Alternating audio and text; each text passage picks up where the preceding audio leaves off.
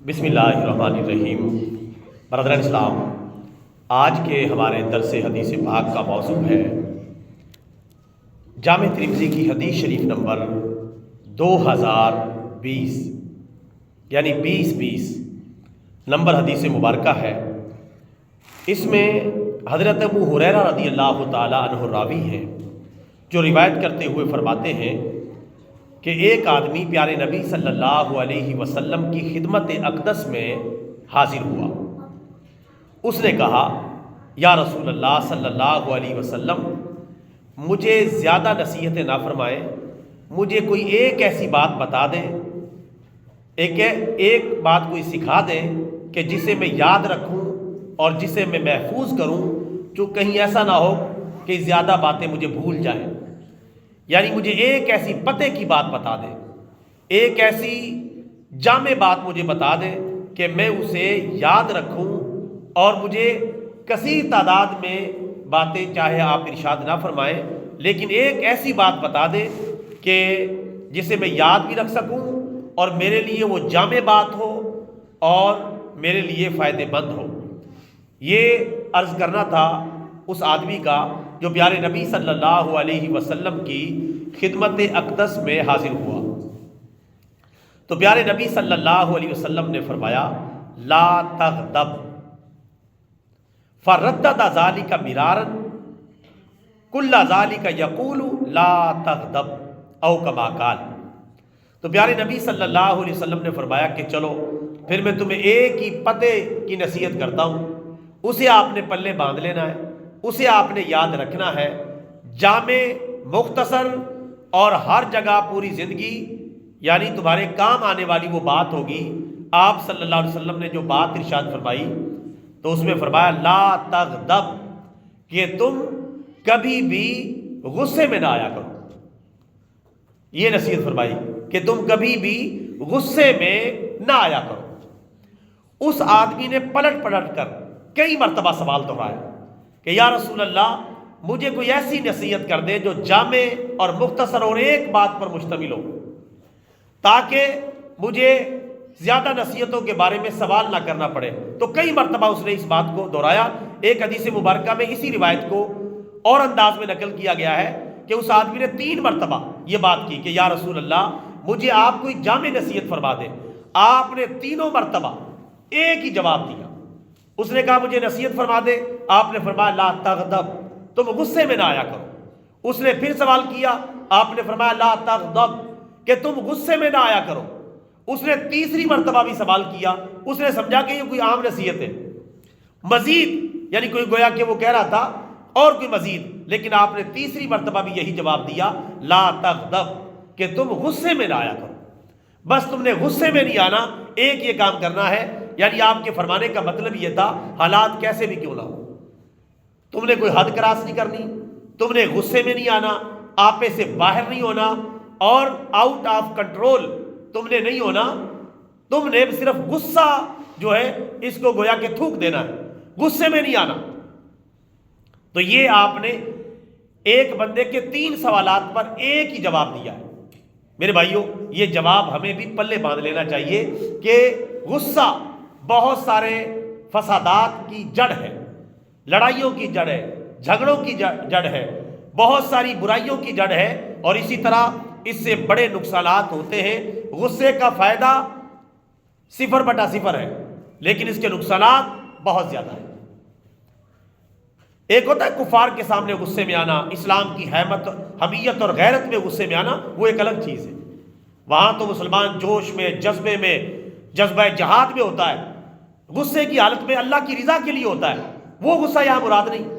یہ مسلمانوں کا جو آپس کے معاملات، گھریلو معاملات، فیملی معاملات اور مسلمانوں کے باہمی، ملکی، سیاسی جتنے بھی معاملات ہیں، ان کے بارے میں یہ نصیحت ہے کہ تم غصے میں نہ آیا کرو۔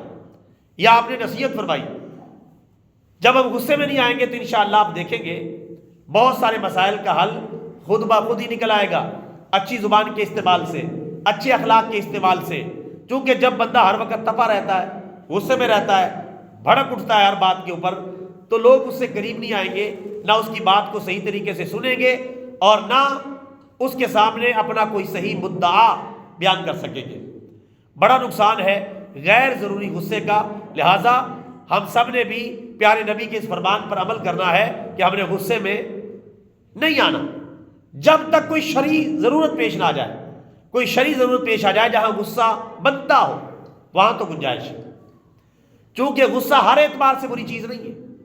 اس اعتبار سے کہ بلا وجہ غصے میں رہنا، ہر وقت منہ پہ 12 بجائے رکھنا، منہ پھلائے رکھنا، اور فیملی ساری اسے کہاں پر یہ تھر تھر، وہ بڑا خوش ہے کہ میرے غصے کا بڑا رعب و دبدبا ہے، سارے گھر والے ڈر رہے ہیں، رشتہ دار اس سے ڈرتے ہیں، اس کی شرارتوں سے دور رہتے ہیں۔ آپ صلی اللہ علیہ وسلم کے ایک فرمان ہے کہ بدترین انسان وہ ہے کہ جس کی شرارتوں کی وجہ سے لوگ اس کی عزت کریں۔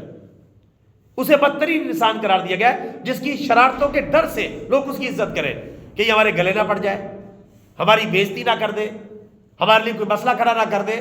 اسے بدترین انسان قرار دیا گیا ہے کہ جس کے شر کی وجہ سے لوگ اس کی عزت کرنے پر مجبور ہو جائیں۔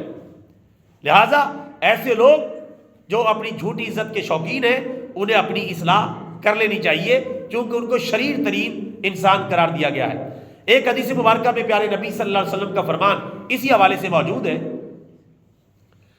کہ سب سے بڑا پہلوان وہ نہیں کہ جو کشتی میں کسی کو پچھاڑ دے، میدان میں مقابلے میں کسی کو پچھاڑ دے۔ اصل پہلوان وہ ہے جو غصے کے وقت اپنے غصے پر کنٹرول رکھے، وہ اصل پہلوان ہے۔ اسے اصلی پہلوان قرار دیا گیا ہے کہ اصل پہلوان اور اصل جوان اور مرد وہ ہے کہ جو غصے کے وقت اپنے غصے پر کنٹرول کر لے۔ تو میرے بھائی اس سے بھی آپ سمجھ لیں غصے پہ کنٹرول رکھنا یہ کتنی بڑی فضیلت کا باعث ہے۔ اور اس حوالے سے قرآن پاک کی ایک آیت کریمہ بھی موجود ہے، پارہ نمبر 4 سورہ آل عمران کے اندر اللہ تعالیٰ فرماتا ہے وَالْكَاظِمِينَ الْغَيْظَ وَالْعَافِينَ عَنِ النَّاسِ، اور مسلمان وہ ہیں جو غصے کو پی جانے والے ہیں اور لوگوں کو معاف کر دینے والے ہیں۔ اللہ نے ان کی تعریف بیان کی ہے، جو غصے کو پی جانے والے ہیں اور لوگوں کو معاف کرنے والے ہیں، انہیں بہترین مسلمان قرار دیا گیا ہے۔ اور ہم تو غصے کو پیتے نہیں، غصہ نکالنے کی کوشش کرتے ہیں اور لوگوں کو معاف نہیں کرتے۔ اگر معافی کا عنصر اپنایا جائے اور غصہ چھوڑا جائے، آپ دیکھیں گے فیملی انشاءاللہ امن و امان کا گہوارہ بنے گی، رشتہ داروں سے تعلقات بہترین ہو جائیں گے، دوستوں سے تعلقات بہترین ہو جائیں گے، محلے داری، گھر داری اور جتنی بھی تعلق داری کے معاملات ہیں ان میں سب میں بہتری آ جائے گی۔ ہمیں پیارے نبی صلی اللہ علیہ وسلم کی اس نصیحت پر سختی سے عمل کرنا چاہیے، پھر انشاءاللہ آپ اس کے کمالات دیکھتے چلے جائیں۔ ڈاکٹر اقبال نے کیا خوب کہا ہے کہ ہو ہلکا یاراں تو باریشم کی طرح نرم، ہو ہلکا یاراں تو باریشم کی طرح نرم، رزم حق و باطل ہو تو فولاد ہے مومن۔ یعنی مسلمانوں کے آپس کے معاملات ہو تو مسلمان ریشم کی طرح نرم ہوتا ہے، لچک رکھتا ہے، لچک لچک، تاکہ مسئلہ حل ہو، اکڑتا نہیں۔ یہ بے لچک رویہ ہے، پھر ہی ہم عدالتوں کے ہتھے چڑھتے ہیں، پھر وکیلوں کے ہتھے چڑھتے ہیں، پھر وکیل بھی ہمیں لوٹتے ہیں، عدالتیں بھی ہمیں لوٹتی ہیں، معاشرہ بھی ہمیں لوٹتا ہے، عدالتوں کی منشی بھی ہمیں لوٹتے ہیں۔ لچک نہیں تھی نا، بس سبق سکھانا تھا، میں نے اس کو سبق سکھا کے چھوڑنا ہے۔ او بھائی یہ دنیا سبق سکھانے کے لیے نہیں ہے، یہ تو کمپرومائز کرنے کے لیے، ایک دوسرے سے پیار محبت سے غصے کو پی جانے کے لیے، معاف کرنے کے لیے۔ اصل جو اللہ تبارک و تعالیٰ نے حساب کتاب چکانا ہے وہ تو قیامت کا دن ہے، جس میں اصل حساب کتاب چکتا کر دیا جائے گا، کسی کا کوئی بقایا نہیں رکھا جائے گا، جس کی جو سزا بنتی ہے اور جس کی جو جزا اور انعام بنتا ہے وہ دے دیا جائے گا، وہاں اللہ معافی کرے گا تو اس کی مہربانی ہوگی۔ یہ دنیا عدلے بدلے لینے کی جگہ نہیں ہے، ایک حد تک معاملات چلتے ہیں، لیکن جہاں دیکھیں اب یہاں لچک کی ضرورت ہے وہاں لچکدار بن جائے، چونکہ جو لچکدار شاخیں ہوتی ہیں وہ انہی کے اوپر پھل لگتا ہے، اور جو بے لچک شاخیں ہوتی ہیں ان کے اوپر پھل نہیں لگتا۔ تو ہو ہلکا یارا تو باریشم کی طرح نرم، رزم حق و باطل ہو، یعنی کفر اور اسلام کی لڑائی ہو تو پھر فولاد ہے مومن، وہاں مومن فولاد نظر آتا ہے، وہاں مومن جانباز، مجاہد، سرفروش نظر آتا ہے، وہاں اپنی جان کی، مال کی، اولاد کی قربانی دیتا ہے اللہ کے کلمے کی بلندی کے لیے۔ لیکن یہ آپس میں بدماش اور غنڈہ اور ایسے ہی جھوٹا چودھری بنے پھرنا، اور لوگوں کی پگڑیاں اچھالنا، عزتوں سے کھیلنا، یہ کوئی مردوں والا کام نہیں ہے، یہ تو شیطانوں والا کام ہے، غلط لوگوں والا کام ہے۔ اور آج کل ہمارے مسلمانوں کی حالت ہے، انہیں تو یہ چاہیے کہ آپس میں نرم ہو اور کافروں کے مقابلے میں سخت ہو، لیکن ہم کیا ہیں؟ کافروں کے مقابلے میں نرم اور آپس میں گرم، آپس میں فل گرم ہے۔ چھوٹا سا مسئلہ بھی ہو بس سبق سکھا کے چھوڑتے ہیں، اس سے پیچھے تو ہٹنا ہی نہیں۔ میاں بیوی کا معاملہ آ جائے، گھریلو معاملات آ جائے، جائیداد کی تقسیم کا مسئلہ آ جائے، بس ہر ایک نے دوسرے کو سبق سکھا کے چھوڑنا ہے۔ اور سبق سکھانے کا نقصان کیا ہوتا ہے؟ اس کا بھی گھر اجڑ جاتا ہے، اس کا بھی گھر اجڑ جاتا ہے، بڑا نقصان ہوتا ہے۔ ہم قرآن پاک کی تعلیمات کے بالکل خلاف ہو گئے۔ قرآن پاک کی تعلیم یہ ہے کہ مسلمان آپس میں نرم رہیں، رحماء بینہم، آپس میں نرم، اشداء علی الکفار، کافروں پر سخت جان، یہ مسلمانوں کی شان ہوتی ہے۔ اب مجھے تو ڈاکٹر اقبال کا شعر بھی بدلنا پڑے گا، مجھے لگتا ہے اب تو یہ ہے، ہو آپس کے معاملات تو فولاد ہے مومن، اور رزم حق کو باطل ہو تو پھر فلاپ ہے مومن یا فرار ہے مومن، پھر مومن فرار ہے، فلاپ ہو جاتا ہے، اور آپس کے معاملات پھر فولاد ہے مومن۔ ایک دوسرے کو دبانے کے لیے نیچے سے لے کر اوپر تک ہمارا یہی حال ہے، حکمرانوں کا بھی یہی حال ہے۔ حکمران جو اپوزیشن والے ان کے لیے فولاد ہیں، اور اپوزیشن والے حکمرانوں کے لیے فولاد ہیں۔ آج کل بھی یہی ہے، آج کل بھی یہی ہے، اور اس کے اندر اللہ معاف فرمائے کہاں سے کہاں تک چلے جاتے ہیں۔ سموگ کے معاملات میں بھی اس کا کچھ حصہ موجود ہے۔ سموگ بھی گویا کہ 24 نومبر تک ختم ہو جائے گی، اور ایک احتجاج بھی ہے، وہ بھی 24 نومبر کو ہے۔